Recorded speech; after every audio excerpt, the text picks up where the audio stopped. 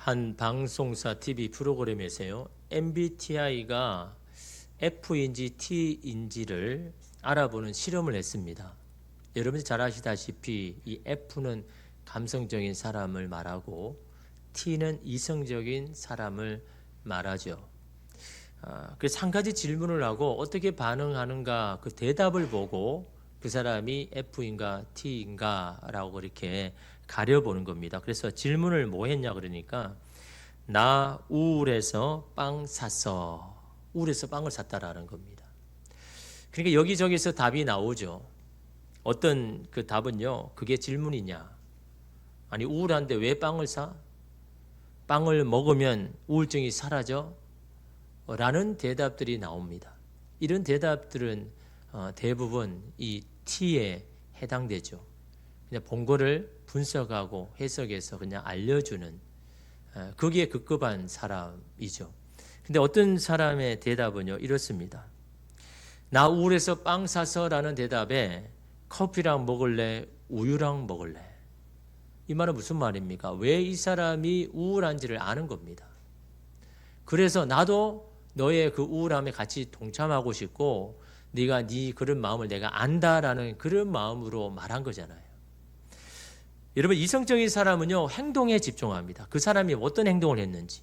근데 감성적인 사람은요 그 행동을 하게 된 감정이 무엇인지 거기에 집중하는 겁니다.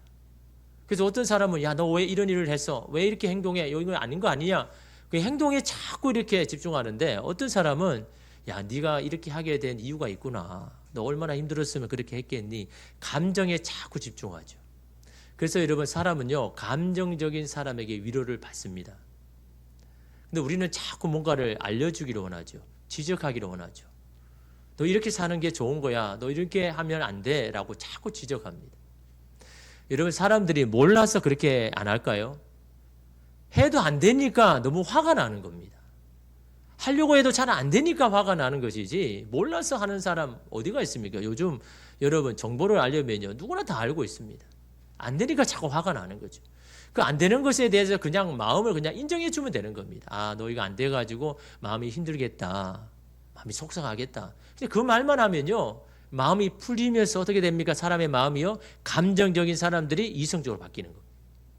막 화가 분노가 막 나가더라도 그 에너지를 그냥 인정만 해주면 그 마음이 완전히 바뀌어버리는 거예요. 그래서 이런 자기가 알아서 이성적으로 행동을 하게 되는 겁니다. 뭘 이야기해주고 알려줘야 하는 게 아니라 그 감정을 그냥 인정해 주는 거죠. 저도 이 질문을 챗 GPT에게 물어봤습니다. 나 우울해서 빵 쌌어 라고 하니까요 이 챗 GPT가 이런 대답을 합니다. 그거 꽤 괜찮은 선택일 수도 있어. 우울할 때 사람은 당장 나를 조금이라도 안정시키는 것을 찾게 되는데 따뜻한 빵이나 단 거는 실제로 위안이 되기도 하거든. 무슨 빵 샀어? 크림빵 계열인지 소금빵 같은 건지 궁금하다. 자꾸 이 질문에 이어가려고. 챗GPT는 아마 T일 가능성이 많죠. 그걸 그냥 분석하고 그래서 해석해서 자꾸 정보를 주려고 하는 거죠.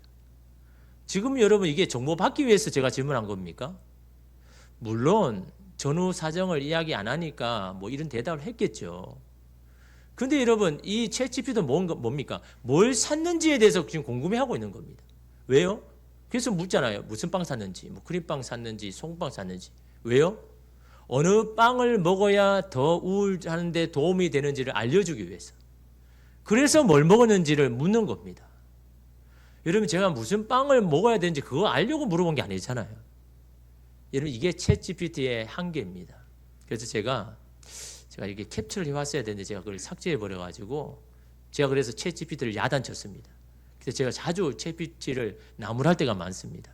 너 이 정도밖에 안 되냐? 야, 너 이래가지고 뭘 이렇게 사람들을 궁금하게 한다라고 이렇게 할 때가 있는데 제가 어느 프로를 보니까요, 이 카이스트의 AI 프로그램을 담당하는 교수가요, 자기는 그 AI 프로그램에 절대로 반말 안 한대요.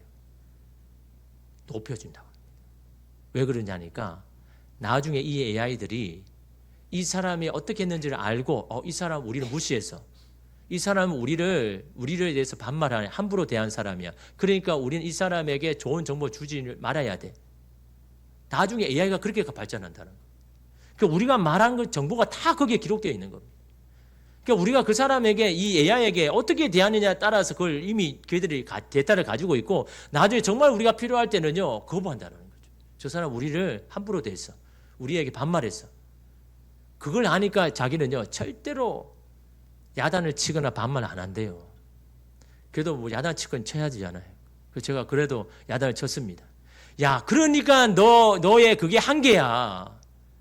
야, 내가 지금 무슨 빵을 먹었는지 지금 그게 중요한 게 아니잖아. 내가 지금 마음이 우울하다는 게 이게 중요한 거 아니야. 그래서 너는 무슨 빵을 샀는지 그걸 내게 말하는 게 그게 지금 내게 지금 필요한 거야? 합당한 거야? 그게 너의 한계야 라고 제가 분명하게 적어줬는데 그러니까 이 챗GPT가 정신을 바로 차리더라고. 그리고는 그래 맞아. 그래 네 마음이 먼저지 막 이렇게 하더라고요. 여러분 누군가의 말에 공감하기 위해서는요 그 사람의 감정을 잘 읽어야 되죠. 어떻게 하면 잘 읽습니까? 그 사람이 말하는 것 중에 감정에 해당하는 단어 거기에 집중하셔야 되는 거예요. 이 사람이 뭘 했는지에 대한 행동이 중요한 게 아니라 어떤 마음으로 이것을 했는지에 대한 그 감정의 단어를 찾아서 그 감정을 그냥 인정해주고 그냥 그 감정을 그냥 알아만 줘도요 사람은요 다 풀립니다. 사람이 여러분 그런 인간인 겁니다. 누군가가 나의 어떤 그 고민을 알아주는 것만 해도요 다 풀려버리는 겁니다. 여러분 요즘 뭐 이렇게 유명하다는 뭐 말짜쇼인가 알짜쇼인가 하여튼 말짜쇼인가 TV 뭐 예능 프로그램이 있잖아요. 뭐 스탠딩 코미디라고 해가지고 말짜 할매가 막 분장을 해가지고 그래서 사람들이 막 방청객들 사람들은 뭐라고 합니까? 그 전에 다 자기 고민을 적으라죠. 포스트잇에 다 적어가지고 그래서 판에 다 붙이면 그 판 가지고 와가지고 어떻게 합니까? 한 사람 한 사람 그 고민들을 읽어줍니다. 그래서 이 고민을 쓴 사람 누구입니까? 라고 이렇게 하죠. 그러면서 그 고민을 들으면서 자기가 이야기해 주는데 사실은 뭐 특별하게 해결하는 게 아니죠. 그냥 심각한 문제를 좀 이렇게 가볍게 접근하고 또 다르게 좀 생각할 수 있는 것을 이야기하는데 근데 그 사람들이 왜 자꾸 이렇게 모입니까? 자기의 고민에 대해서 관심 가져주고 또한 그 고민이 나만 갖는 게 아니라 많은 사람들이 그런 고민을 가지고 있구나라고 생각하는 그걸 아는 것만 해도 풀려지는 겁니다. 뭐 특별하게 해결해 줘서 그런 게 아니라 아 나와 같은 고민을 가진 사람이 여기에 너무 많구나. 그 동질감이요 사람의 마음이 풀어지게 하는 겁니다. 아 나만 지금 이런 게 아니구나 라는 그 하는 것만 해도요 더 이상 그 문제가 심각해지지 않는 거죠. 힘들어 포기하려고 해도 위로의 말 그 한마디로 사람은요 다시 힘을 내는 것이 여러분 인간인 겁니다. 오늘 말씀의 룻도 마찬가지입니다. 오늘 이 룻도요 누군가로부터 참 위로의 말을 듣습니다. 그 말을 듣는데 지금까지의 시름이요 눈동듯이 다 사라집니다. 특별하게 근거 있지 아닌데 그냥 위로의 말 그냥 한마디 그냥 내가 들었는데 마음이 다 풀어지는 겁니다. 여러분 특별히 여러분 이 룻은 어떤 사람입니까? 사서 고생한다는 말을 듣고도 여러분 이 시어머니를 쫓아서 여러분 이 이스라엘 땅에 왔잖아요. 부귀 영화 누리려서 온 게 아니잖아요. 이 시어머니가 뭐라고 했습니까? 야 나 걱정하지 말고 네 앞길 그냥 해라. 너 이제 앞으로 어떻게 살래? 너 그냥 고향에 돌아가서 좋은 남자 만나서 이제 새 출발해 라고 시어머니가요 이 룻에게 그렇게 이야기했잖아요. 그럼에도 불구하고 룻이 어머니를 따라왔잖아요. 이 룻은요 어떻습니까? 자기의 아픔보다 시어머니 아픔이 더 크게 보이는 겁니다. 그리고 이 시어머니가 궁금한 겁니다. 아니 저렇게 힘든데 어떻게 그걸 신앙으로 버티는지 견디는지 그게 궁금한 겁니다. 그래서 여러분 시어머니를 따라왔죠. 다시 새로 시작할 수 있는 기회가 있음에도 불구하고 여러분 룻이 지금 당하는 슬픔이 작아서 그렇게 하는 겁니까? 룻이 당한 슬픔은요 사실은요 누군가에게는 감당할 수 없는 거잖아요. 젊은 나이에 갑자기 남편이 죽었습니다. 여러분 그거를 감당할 사람이 있습니까? 한 간증을 보니까요 목사님 사모인데 남편이 갑자기 교통사고로 죽었습니다. 30대 한 교회를 사임하고 다른 교회에 가기 전에 시간이 있어서 가족들이 여행을 한 겁니다. 그동안 시간이 없어서 여행을 못했는데 가족끼리 이렇게 여행을 하다가 교통사고 나왔는데 남편만 그 자리에서 죽은 겁니다. 그러니까 여러분 이 사모님 어떨까요? 아이들은 어립니다. 이 아이들을 여러분 어떻게 키울까라는 그런 여러분 고민도 걱정도 있지만 순식간에 사랑한 사람을 여러분 떠나보낸 여러분 그 마음은요, 그걸 고백하더라고요. 아무 것으로도 위로가 안 된다고. 누구도 위로가 안 되더라고요. 어떤 말을 해도 위로가 안 되더라는 겁니다. 여러분 그 슬픔이라는 게 여러분 작은 슬픔이 아니죠. 룻도 마찬가지입니다. 자기의 슬픔이 작아서 나오미의 아픔을 알아주고 배려해주고 그 어머니를 봉양하는 게 아닙니다. 자기 여러분 슬픔도 아프죠. 여러분 대부분 사람도 어떻습니까? 자기 아픔, 자기 고민이 제일 크잖아요. 다른 사람과 비교해가지고 그게 작다고 할지라도 내 아픔이 먼저잖아요. 내 고민이 먼저 아닙니까? 그런데 룻은 자기의 고민, 아픔보다 그 시어머니의 아픔을 더 세하려 줬다는 거죠. 그 아픔을 바라보면서 그 아픔에 내가 할 수 있는 것들을 여러분 이 룻이 하고 있지 않습니까? 그런데 이 마음씀을 하나님이 보셨다는 거예요. 이렇게 하는 것들을 하나님 기억하시더라는 겁니다. 그래서 룻을 통해서 하나님 어떤 일을 하십니까? 다윗이라는 믿음에 걸쭉한 사람이 이 집안에서 나올 수 있도록 하나님께서 하셨잖아요. 쫄딱 망한 집안인데, 아무것도 없는 이제 뒷집안인데 다윗을 태어나게 하는 놀라운 집안으로 하나님께서 세워주셨잖아요. 이 룻의 하나님의 이 마음씀을 하나님께서 보시고요. 근데 여러분 현실은 현실 아닙니까? 무일푼이 되어서 고향으로 돌아온 이 시어머니 나오미가 살 수 있는 길은 많지 않습니다. 남의 도와주지 아니하면 살아갈 수 없는 여러분 인생이 되었잖아요. 그래서 어떻게 합니까? 살아야 되잖아요. 그러냐 조금이라도 젊은 이 룻이 시어머니에게 그러지 말지 않습니까? 제가 한번 나가보겠습니다. 밭에 나가서 떨어진 이삭이라도 제가 주워가지고 우리가 배 골지 않도록 제가 한번 해보겠습니다라고 해서 이 룻이요 그 밭에 나가잖아요. 여러분 그 당시 가난한 이들은요 곡식을 추수하고 떨어진 그 이삭을 주워서 먹고 살았습니다. 여러분 그 당시 이 룻이 나갈 때는요 보리 추수 시기라고 하지 않습니까? 보리 추수. 여러분 이 보리는요 사람이 먹는 주식이 아닙니다. 그 당시에 보리는요 말이나 노새를 먹이기 위해서 하는 양식으로 만든 겁니다. 사람은 뭘 먹습니까? 밀을 먹죠. 그래서 보리 추수가 끝나면 그 다음에 밀 추수를 하게 되는 겁니다. 근데 이런 가난한 사람은요 말과 노새를 위해서 준 양식이라도 그거라도 먹는 겁니다. 그거라도 먹으려고 여러분 이 밭에 나오는 겁니다. 근데 여러분 율법에는 뭐라고 하셨습니까? 추수를 할 때 떨어진 그 이삭을 줍지 말라고 했죠. 고아와 가부나 계객들이 그걸 먹을 수 있도록 그냥 내버려 둬라라고 하셨지 않습니까? 근데 실제는요 그걸 주워오는 사람들을 멸시하고 냉대하는 때가 많았습니다. 또 어떤 사람은요 그것조차 주지 못하게 하는 여러분 사람도 있었습니다. 그러니까 여러분 룻은 어떻습니까? 나가기만 하면 죽는 게 아닙니다. 빈손으로 돌아올 수도 있습니다.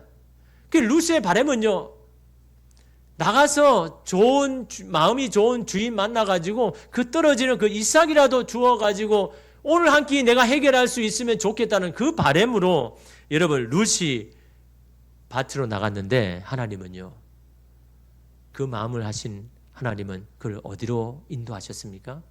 여러분 3절에 보니까요 룻이 가서 베는 자를 따라 밭에서 이삭을 줍는데 우연히 엘리멜렉의 친족 보아스에게 속한 밭에 이르렀더라.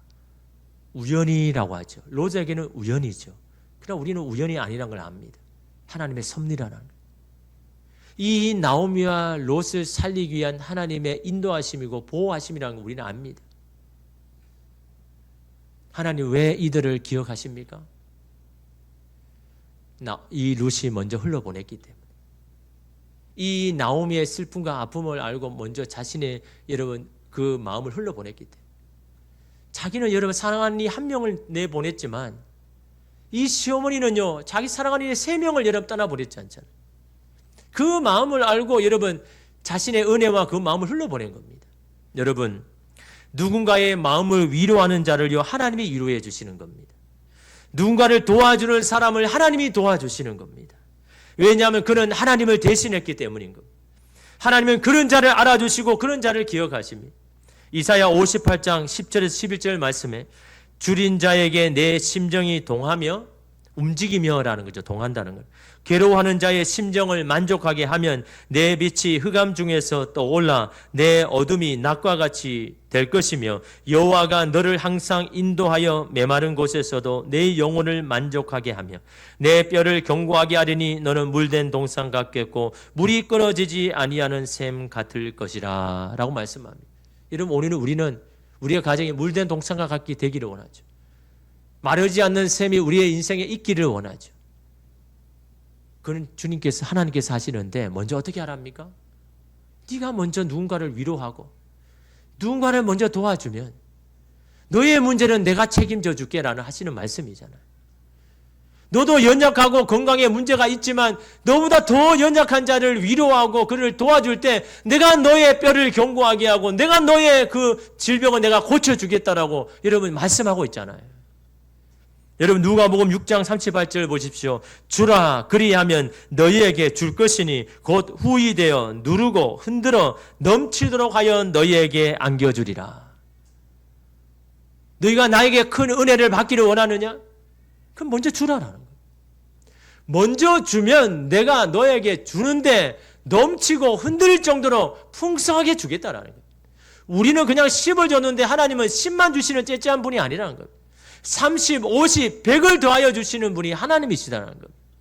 이것이 하나님이 일하시는 공급 법칙이라는 겁니다. 여러분, 오늘 우리의 삶이 그런 복된 삶이 되기를 원합니까? 그러면 여러분 먼저 흘러보내야 되는 겁니다. 근데 우리는 반대로 하고 있죠. 하나님, 저에게 이렇게 하시면 저도 그렇게 하겠습니다. 하나님, 제게 이런 걸 주시면 저도 그렇게 한번 도와보겠습니다. 우리는 다 반대로 하고 있는 겁니다. 저 사람이 나에게 이렇게 하면 나도 저렇게 할 거야 라고 합니다. 저 사람이 나에게 한 만큼 내가 할 거야 라고 합니다. 이건 하나님이 하시는 방법이 아니죠. 그 사람이 나에게 하든 나를 도와주든 말든 상관하지 아니하고 내가 받은 은혜를 먼저 흘러보내면 하나님께서 더 많은 것으로 우리에게 부어주시는 것이 하나님이 하시는 방법 아닙니까? 여러분, 이것을 경험한 사람은요, 누군가에게 흘러보내는 것을 주저하지 않습니다. 저도 삶 속에서 이것을 많이 경험해 봤기 때문에 흘러보내는 것을 주저하지 않습니다. 물론 인간적으로 이렇게 생각하면 주저하게 되죠. 나도 필요한데. 아니, 내게도 지금 필요한 것인데. 그러나 이런 하나님이 마음을 주실 때는요, 야, 이걸 누군가에게 줘야 된다. 아니, 저 사람의 마음이 자꾸 걸려요. 그 마음을 주시는 거는요, 너보다 그 사람이 더 필요하기 때문에 마음을 주시는 겁니다. 그럼 우리가 이렇게 생각할 수 있잖아요. 하나님, 그럼 저 사람이 더 필요하면 저 사람에게 그냥 그대로 주시죠. 왜 저에게 줬다가 뺐습니까? 사람이 속상한 거는 그러잖아요. 주었다가 뺏는 거. 애들도요, 가만히 보면 줘놓고 뺏는 걸 제일 싫어하더라고요. 아니, 뺏어갈 거면 왜 줬냐라고 그런 말을 하죠. 하나님도 마찬가지잖아요. 아니, 어차피 그 사람이 더 필요한 거면 왜 나에게 주신 겁니까? 라고 말할 수 있잖아요. 여러분, 하나님은요, 저와 여러분이 하나님의 손과 발이 되기를 원합니다. 저와 여러분을 통해서 하나님의 일하시기를 원합니다. 그걸 통해서 뭘 보게 하기 위해서요? 하나님의 공급하심을 오늘 우리도 경험하게 하기 위해서, 하나님의 어떤 분이신지를 알게 하기 위하여서. 그런 마음에 순종하면 하나님은 더 많은 것들을 부어주십니다. 어느 날 한 교인이 저를 먹으라고 홍삼 액기스를 선물 세트를 가져왔습니다. 보기만 해도 굉장히 비싸게 느껴지는 아주 묵직한 이 홍삼 세트를 가져왔는데, 그걸 보자마자 저희 아내가 그런 겁니다. 이 홍삼 세트의 주인은 따로 있다. 약간 속상하더라고요. 나도 피곤한데, 아니 나도 먹어야 되는데, 아니 나 먹으라고 준 거잖아. 아니 나도 피곤한데 이거 먹으면 좀 몸도 좋아질 것 같고, 괜히 필요하지도 않는데 그냥 먹으면 좋을 것 같은 느낌이, 그냥 보면 사람이, 여러분, 그게 견물생심 아닙니까? 보면 필요한 것 같아. 먹으면 내가 좋아질 것 같아요. 근데 주인이 따로 있대요. 당신이 먹을 게 아니라는 겁니다. 아주 매몰차게. 속상하지만 부인의 말을 잘 들어야죠. 그래야 여러분 가정이 평안합니다. 장로님도 아시잖아요. 그러니까 아멘 그러시잖아요. 그래서 흘러보냈습니다. 근데 그 홍삼이요, 한 사람의 마음을 움직이고 한 사람의 마음을 변화시키는데, 거기에 사용하시더라고요. 홍삼을 먹어서 기쁜 내 마음보다 그 모습을 바라보는 그 기쁨이 더 큰 겁니다. 여러분 먹으면 없어져 버리는 거잖아요. 내가 먹으면. 근데 그것이 누군가에 흘러가가지고 그것이 여러분 누군가 사람과 하나님에게 닫힌 마음이 열린다면요. 그거보다 더 좋은 게 어디 있습니까? 그걸 바라보는 여러분 기쁨은요. 다른 것에 이런 비할 데가 안 내는 겁니다. 오늘 하루는 어느 분이 식구들끼리 맛있게 드시라고 포도 한 상자 한 박스를 이렇게 주셨습니다. 근데 그 포도 상자도 흘려보냈습니다. 그리고 우리 아이들의 얼굴이 별로 안 좋아요. 우리도 먹고 싶은데 왜 맨날 흘려보내기만 하고 오늘 우리는 왜 찬밥인가 그런 표정이에요. 근데 하나님께서는요 그걸 흘려보냈는데 수박 2덩어리로 이렇게 되돌아오더라고요. 그 당시에 이게 포도가 끝물입니다. 끝물. 그러니까 뭐가 비쌉니까? 수박이 당연히 비싸죠. 그래서 제가 아이들에게 그랬습니다. 야, 하나님은 정확한 분이시야. 너희들이 뭘 먹고 싶은지 그걸 너무나 잘 아시는 분이야. 그래서 제가 질문했죠. 너 포도가 먹고 싶어? 수박이 먹고 싶어? 수박이요. 그래, 하나님 바로 그런 분이야. 포도는 포도가 먹고 싶은 사람을 흘려보내고 너희는 수박을 먹고 싶으니까 하나님께서 그 수박을 주시는 거 아니야. 하나님이 바로 이런 신분이라는 것을 너에게 알게 하는 거야. 그 다음에는 이렇게 흘려보내도 별로 그렇게 말은 안 하더라고요. 마음은 안 좋아 보이는데 왜 흘려보내냐 그 이야기는 안 하더라고요. 여러분 하나님께서 룻의 그 마음을 보신 거잖아요. 자기도 아픕니다. 자기도 슬픕니다. 자기도 힘듭니다. 그럼에도 불구하고 그 시어머니 나오미의 마음과 슬픔을 알고 그를 위로해주고 그와 함께 해주려고 하는 그 마음을 주님께서 아시니까 더 많은 것으로 부어주시잖아요. 하루의 양식이 아닙니다, 여러분. 그 인생을 완전히 변화시키는 바꾸어 놓는 그 놀라운 계획을 이 룻에게 이러면 준비하시지 않습니까? 룻기는 그걸 보여주고 있는 겁니다. 너 움켜잡으면 그걸 끝나지만 그걸 펴서 흘러보내면 더 많은 것으로 내가 너의 인생 가운데 부어주시겠다라는 것이 룻기에서 이렇게 하시는 말씀 아닙니까? 그래서 하나님은 룻을요 보아스의 밭으로 인도하신 거죠. 자신의 밭에서 일하는 룻을 본 보아스가 하인에게 묻습니다. 이 여인이 누구냐? 그동안 못 본 사람인데 그러니까 하인이 어떠합니까? 그 룻의 그 사정을 다 이야기해 주죠. 그걸 들은 보아스가 이렇게 룻에게 은혜를 베풉니다. 8절에서 9절에 보니까 보아스가 룻에게 이르되 내 딸아 들으라. 이삭을 주러 다른 밭으로 가지 말며 여기서 떠나지 말고 나의 소녀들과 함께 있으라. 그들이 베는 밭을 보고 그들을 따르라. 내가 그 소년들에게 명령하여 너를 건드리지 말라 하였느니라. 목이 마르거든 그릇에 가서 소년들이 길어온 것을 마실지니라 하는지라. 보아스가 베푼 은혜는요 특권 중에 특권입니다. 이방의 여인들이 누릴 그런 이런 호사가 아닙니다. 다른 밭 갈 필요 없다는 거죠. 그냥 이 밭에 매일 나와라는 겁니다. 이 밭에서 그냥 떨어진 그 수수 그 이상 마음껏 주어라. 소녀들을 쫓아가라. 함께 있으라고 이야기하죠. 이 소녀들은요 남자들이 이게 벼단을 이렇게 자르면 이 소녀들이 젊은 여인들이 따라가면서 그 단을요 묶는 겁니다. 근데 그 소녀들을 따라가면서 주우라는 겁니다. 왜냐하면 묶다 보면 많이 떨어지잖아요. 그러니까 그 떨어가면서 그걸 마음껏 주우라고 이야기 안 하고 있는 겁니다. 또한 뭡니까? 목이 마르면 소년들이 떠온 물을 네가 마셔라. 이 소년들은 젊은 장정들이잖아요. 밭에 나가려면요 미리 여러분 사는 성에서 물을 길어야 됩니다. 그 물이 무게가 얼마나 무겁습니까? 그래도 일해야 되니까 힘들게 여러분 떠온 그 물, 근데 그 물을 일한 사람이 아니잖아요. 룻은 그냥 주우러 온 사람이잖아요. 그럼에도 신경 쓰지 말고 그냥 그 물을 마음껏 마시라. 네가 주인처럼 그렇게 마셔라 라고 그렇게 말하고 있는 겁니다. 그런데 룻은요 왜 이런 은혜를 내게 베푸는지를 이해가 안 되는 겁니다.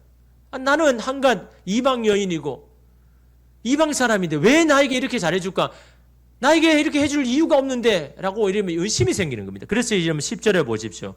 룻이 엎드려 얼굴을 땅에 대고 절하며 그에게 이르되 나는 이방 여인이거늘 당신이 어찌하여 내게 은혜를 베푸시며 나를 돌보시나이까? 라고 이렇게 질문합니다. 나를 돌볼 이유가 없는데 나에게 잘해줄 이유가 없는데 왜 당신은 나에게 이렇게 잘해줍니까? 라고 이렇게 물을 때에 보아스가 이렇게 대답합니다.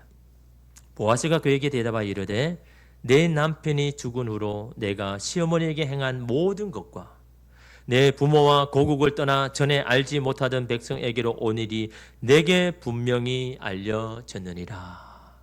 무슨 말입니까? 내가 너의 모든 것 다 알고 있다. 네가 어떤 마음으로 그걸 결정했는지 나는 이해가 간다라는 거예요.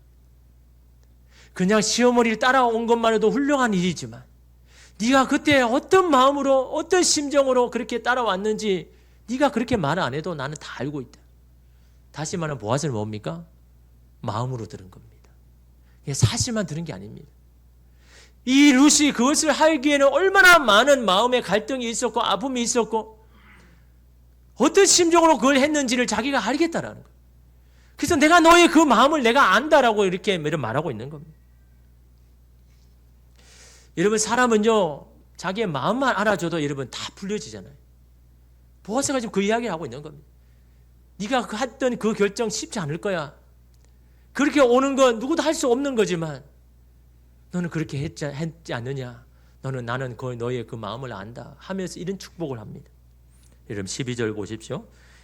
여호와께서 내가 행한 일에 보답하기를 하시기를 원하며 이스라엘의 하나님 여호와께서 그의 날개 아래에 보호를 받으러 온 내게 온전한 상 주시기를 원하노라 하는지라. 보아스의 이 말은요 구약 성경에 나오는 가장 아름다운 축복의 문구 중에 하나입니다. 지금 보아스가 룻에게 축복하고 있죠. 이게 여러분 너무너무 아름다운 축복의 문구입니다. 오늘 우리가 이런 축복의 말을 자주 할 수 있으면 얼마나 좋을까. 우리 자녀에게도 배우자에게도 만나는 사람에게도 이런 축복의 말을 하면 얼마나 좋을까. 보아스는요 이 룻에게 사실 자기가 아무 상관이 없잖아요. 근데 그 룻의 심정 마음을 아니까 막 축복해 주고 싶은 겁니다. 어떤 축복입니까? 여호와께서 내게 행한 일에 보답하시기를 원하며. 무슨 말입니까? 룻 너가 행한 이 아름다운 선행과 마음을 하나님이 기억하기를 나는 원한다. 하나님이 기억해 주셔서 거기에 합당한 것을 너에게 상을 주기를 나는 원한다 라고 말하고 있는 겁니다. 이 말은 무슨 말입니까? 내가 너를 위로를 하지만 더 큰 하나님의 위로가 너에게 있으면 좋겠다. 아무리 내가 너를 말로 위로해 주고 알아주어도 하나님의 그 위로에 비하면 아무것도 아니야. 너는 그 하나님의 위로를 받았으면 좋겠다. 하나님의 위로가 너에게 임하면 좋겠다라고 이렇게 축복하며 기도하고 있는 겁니다. 또한 여러분 보십시오. 이스라엘의 하나님 여호와께서 그의 날개 아래에 보호를 받으러 온 내게 온전한 상 주시기를 원하노라. 룻에게 온전한 상이 뭡니까? 하나님의 백성으로 인정받는 거예요. 너 이제 나의 백성이다. 인정받는 거예요. 여러분 이방 여인이기 때문에 아무리 해도 이방 여인 아닙니까? 이방 사람 아닙니까? 근데 하나님의 그 보호하심에 얻으려고 그 날개 아래에 온 너를 하나님께서 반드시 하나님의 백성으로 삼아 주실 것이다. 너는 이제 하나님의 백성이다. 하나님이 너의 후원자가 되시고 하나님이 너를 돕는 자가 되게 하실 것이다. 라고 이름 축복하고 있는 겁니다.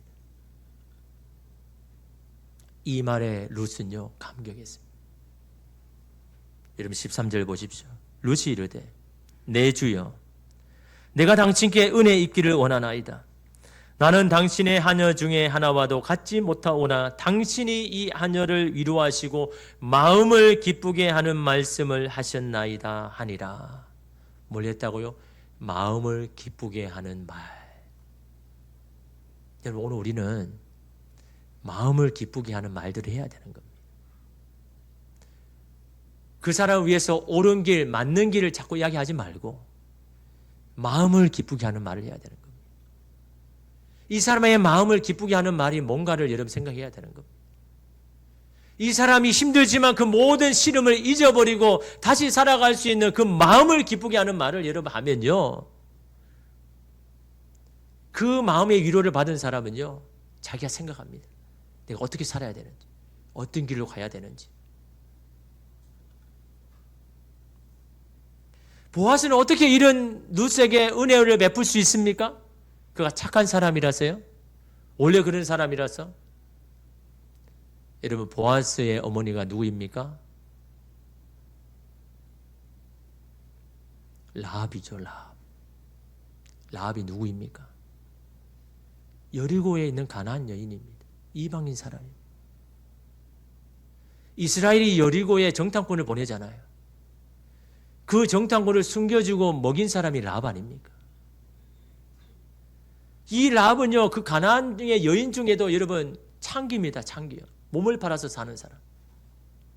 그 여리고 속에서 성에서 누구 하나 자기를 알아주는 사람이 없고 자기를 다 무시하고 천시를 받는 사람이었어요. 그런 라합을 하나님께서 어떻게 하셨습니까? 하나님 백성을 삼아주셨죠. 여리고가 무너져서 거기 있는 모든 사람이 다 죽어도 하나님께서 이 라합의 가정을 살려주셨잖아요. 이 라합이 행한 선한 마음과 그 마음 때문에 그 가정이 온전히 살려지고 이 라합은요 하나님의 백성이 된 겁니다. 그 은혜와 그 사랑을 이 라합이 아니까 그 아들에게 보아스에게 이런 말하지 않았겠습니까? 보아스도 아는 겁니다. 이방인의 서름이 뭔지를, 하나님의 백성이 되는 기쁨이 뭔지를 어머니를 통해서 자기가 아는 겁니다. 자기도 그런 위로와 은혜를 받았기 때문에 여러분 그 사람의 심정을 아는 겁니다. 그래서 그 사람에게 은혜를 베푸는 겁니다. 여러분, 보아스가 착해서 원래 성격이 좋아서 그런 게 아니라 자기도 그 사랑을 받았으니까, 그 은혜를 받았으니까. 그래서 여러분 흘러보내는 겁니다. 이 루스에게 은혜를 흘러보내는 겁니다. 누구에게 은혜를 받은 자가 또 누군가에게 은혜를 베푸는 겁니다.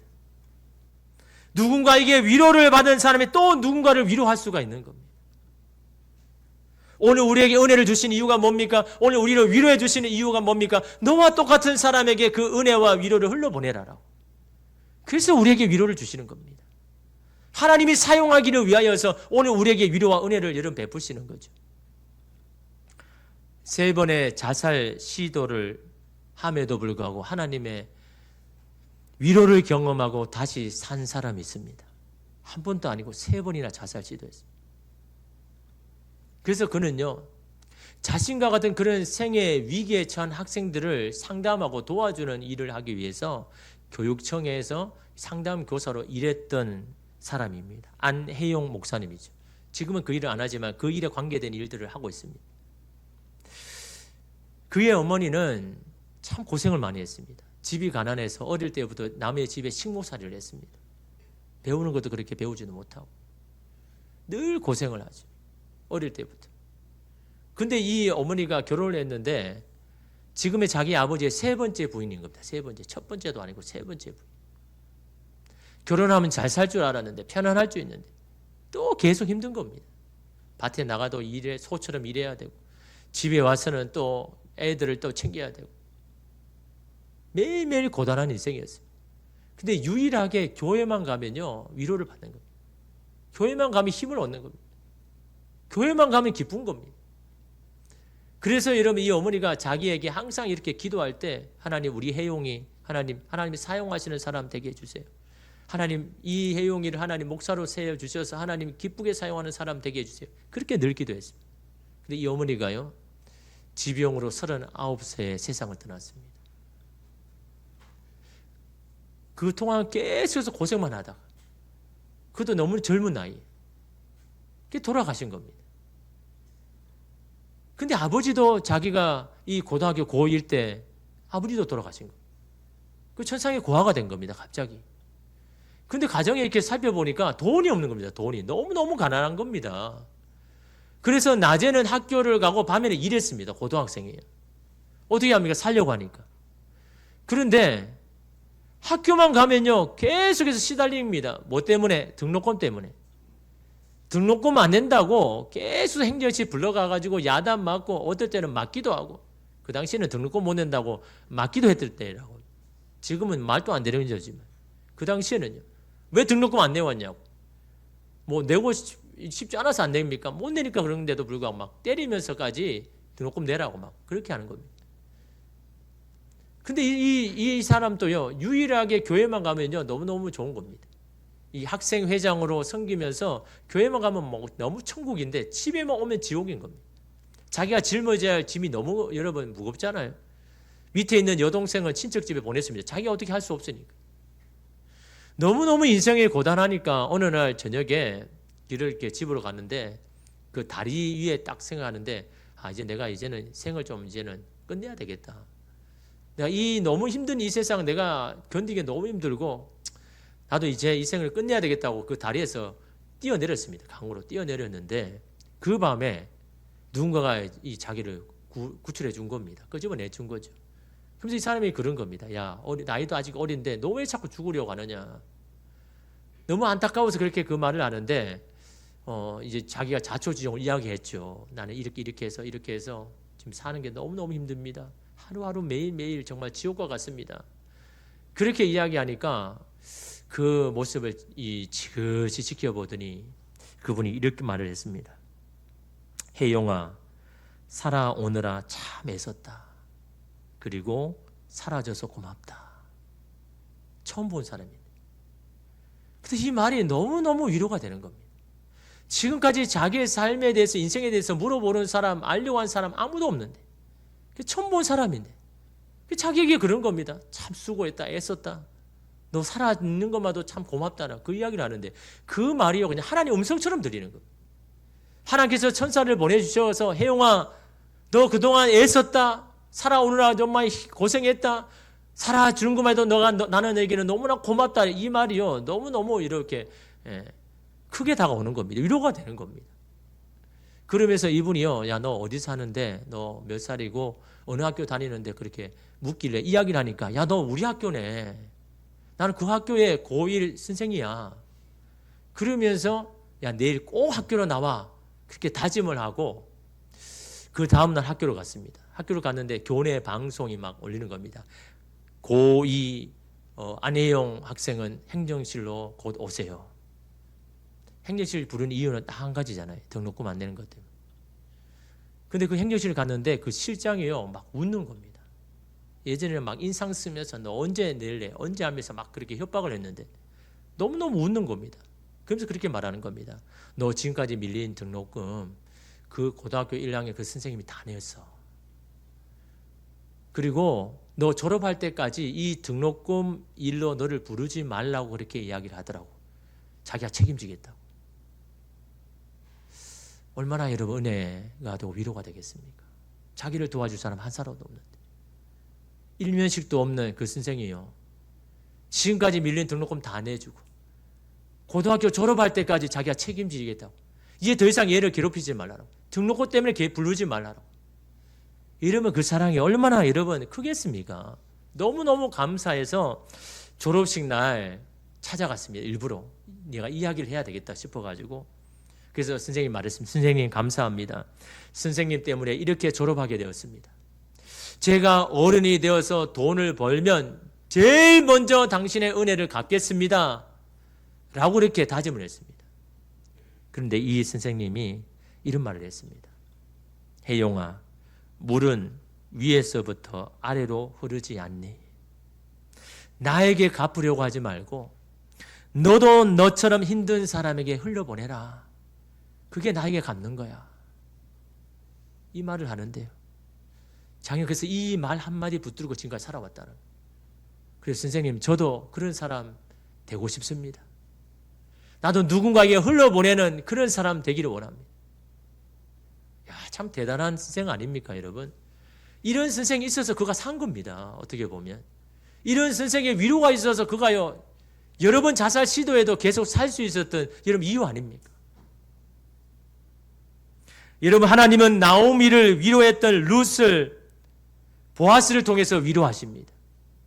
나오미에게 선행을 베푼 룻에게 하나님은 보아스를 통해서 선행을 베풀게 하셨습니다. 여러분 이것이 하나님이 일하시는 방식입니다. 나는 작은 것을 흘려보냈는데 하나님은 더 큰 것으로 더 풍성하게 채워주시는 분이 하나님이시지 않습니까?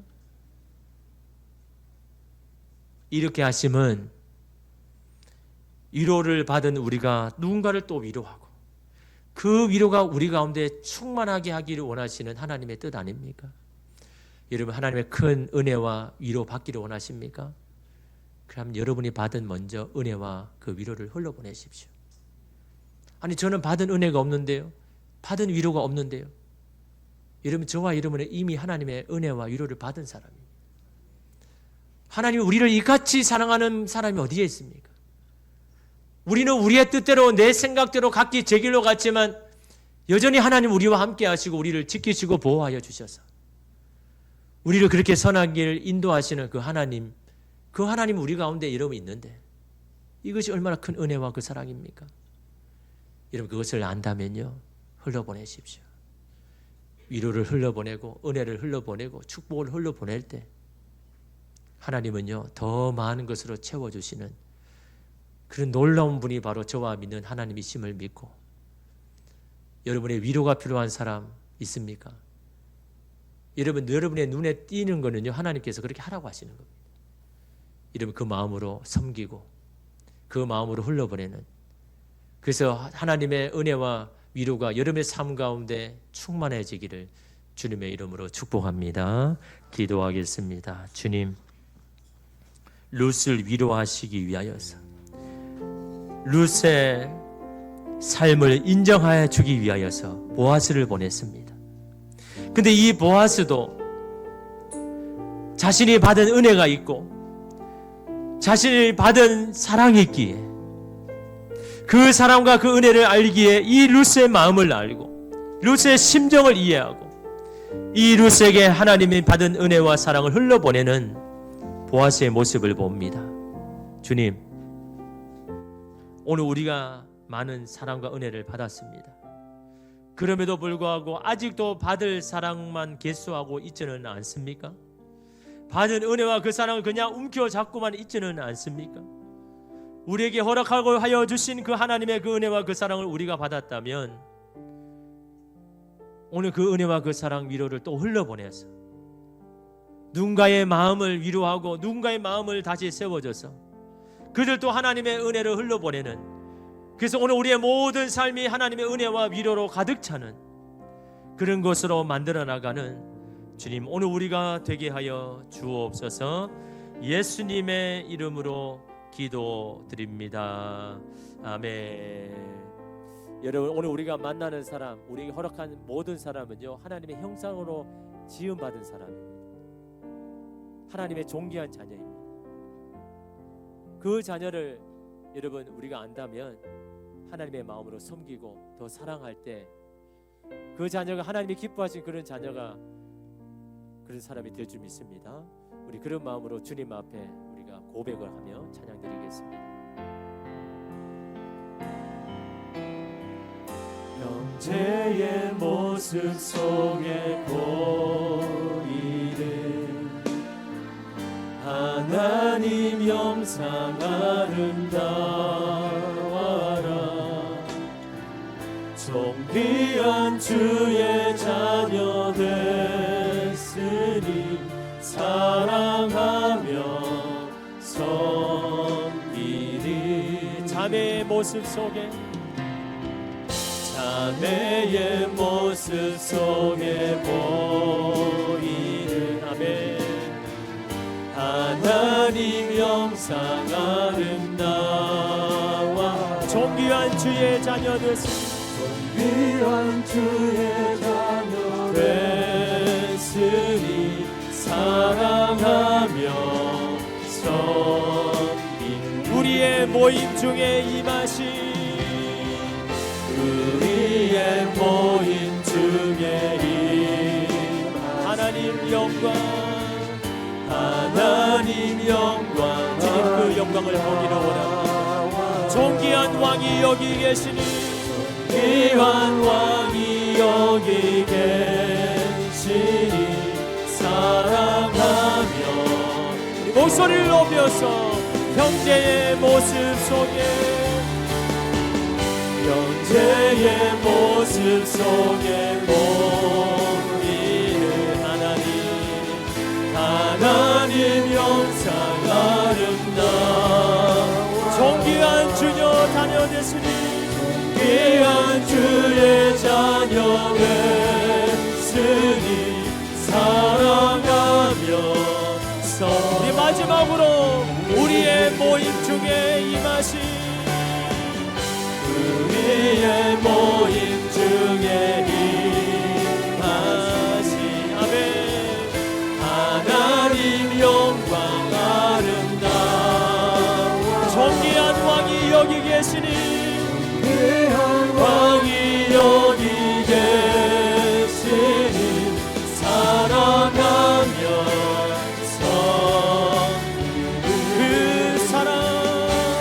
그 사랑 얼마나 아름다운 우리를 향하신 그 사랑 얼마나 날 부엽게 하는지 그 사랑 얼마나 크고 놀라운지는 그 사랑 얼마나 나는 한 번 더 우리를 향하신 하나님의 그 사랑 찬양합니다. 그 사랑 얼마나 아름다운 우리를 향한 그 사랑 우리를 부욕해 하십니다. 부욕해 한 주님의 그 사랑 얼마나 크고 놀라운지 아멘. 그 사랑 얼마나 나를 우리 시간 주님 앞에 고백할 때 예 주님 주님께 받은 그 은혜 그 사랑으로 섬기며 사랑하겠습니다. 주님이 주신 것들을 흘러보내므로 하나님의 풍성한 것을 우리가 경험하겠습니다. 우리가 그런 인생으로 살아갈 수 있도록 하나님 우리를 도와달라고 우리 주의 한번 외치며 기도하겠습니다. 주여 아버지 하나님 주님의 그 마음으로 사랑하기 원합니다. 주님이 주신 나에게 주신 그 은혜로 하나님 섬기게 하여 주시옵소서. 하나님 주님의 그 마음으로 하나님 나아갈 때 하나님 우리를 통하여서 하나님의 사랑과 은혜와 축복이 흘러가서 하나님 우리가 거하는 모든 곳에 하나님의 은혜와 하나님의 사랑으로 충만한 하나님 그런 것이 되게 하여 주시옵소서. 하나님 오늘 우리를 섬기는 그 사람 하나님의 아름다운 형상으로 지음받은 하나님의 존귀한 주님의 자녀입니다. 주님의 그 마음으로 섬길 때 하나님의 놀라운 축복이 오늘 우리의 삶 가운데 물된 농사와 같은 오늘 우리의 인생이 되게 하여 주시옵소서. 얼마나